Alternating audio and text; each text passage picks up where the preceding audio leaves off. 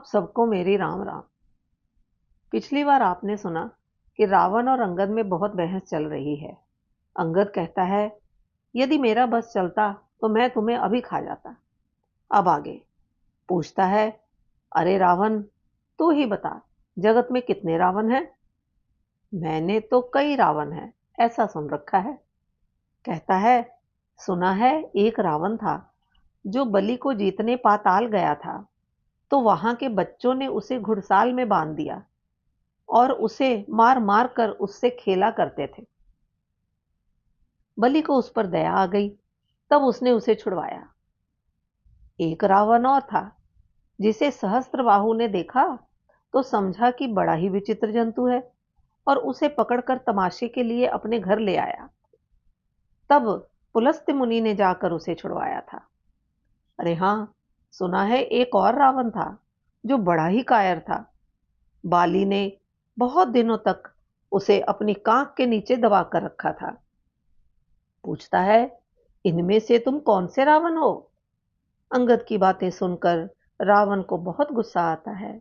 कहता है, अरे मूर्ख वानर, मैं वही बलवान रावण हूं जिसकी भुजाओं का बल कैलाश पर्वत जानता है, जिसकी वीरता महादेव जानते हैं। मैंने फूलों की जगह अपने सिर काटकर महादेव पर चढ़ाए थे और उनकी पूजा की थी। अरे मूर्ख, जिसके चलने से पृथ्वी डोलने लग जाती है, मैं वही जगत प्रसिद्ध प्रतापी रावण हूं। ऐसे रावण को तू छोटा कहता है और उस तपस्वी मनुष्य की बड़ाई करता है। अरे तुच्छ बानर, मुझे समझ में आ गया है कि तू कितना ज्ञानी है। रावण की बातें सुनकर अंगद क्रोध में बोलता है कि अरे नीच अभिमानी रावण, जरा सोच समझकर बोल। राम जी को मनुष्य कह रहा है और उसे समझाता है कि जैसे गंगा जी क्या सिर्फ एक नदी है? क्या कामधेनु गाय सिर्फ एक पशु है?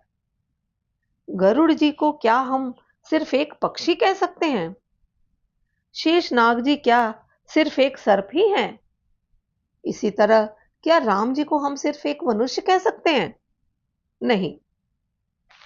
अरे मूर्ख, अशोक वन को उजाड़कर, लंका जलाकर, तेरे पुत्रों को मारकर जो लौट गए हनुमान क्या सिर्फ एक बानर हैं? नहीं। आगे की कहानी अगली बार। तब तक राम राम।